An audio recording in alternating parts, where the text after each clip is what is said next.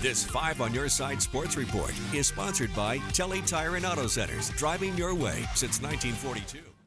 If the Diamondbacks proved anything last season, it's that in baseball, if you get into the playoffs, any team could go on a run. We have a long way to go before we see if the Cardinals can be that team in 2024. But one thing is for certain, wins in April count the same as wins in September. Kyle Gibson on the hill tonight trying to bounce back from his last outing.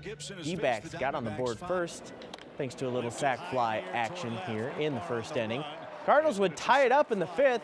Mason Wynn is going to drive in Jordan Walker, who hit a nice triple ahead of him, 1-1 out in the desert. Wynn would steal second base thanks to this nice swim move. Oh, man, there's some athleticism, folks. Bottom six, Arizona gets back on top. Lourdes Gurriel Jr. lasers a 3-run shot out to left. Snakes go up 4-1. Cards get one back in the eighth. Lars Nootbaar RBI single. But that's as close as they would get. Cardinals out-hit the Diamondbacks 11-6, but lose 4-2. I am incredibly jealous of the folks out there who likely had an ideal golf day today. Early tee time and perfect weather here in St. Louis, followed by a seat at the bar or on the couch for hours of uninterrupted Masters coverage. And the pros gave us plenty to talk about at Augusta. I could watch beauty shots of Augusta National set to that iconic piano theme on an endless loop. This guy made his charge today. Colin Morikawa wants his third major win. He went 3 under today. He's 6 under altogether. He'll be in that final pair on Sunday. Here's a shot of the day. Bryson DeChambeau was fighting through it, but got this to go for a birdie on 18. He's 4 shots back. The #1 player in the world is the leader, though. Scotty Scheffler is unstoppable. Here's an eagle at 13.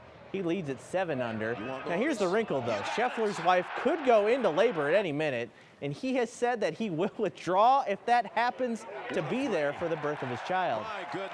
I definitely have a way to get home pretty quickly.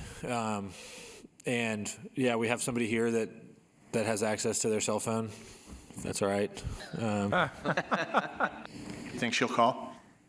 She better call. This 5 on Your Side St. Louis City SC coverage is sponsored by Together Credit Union.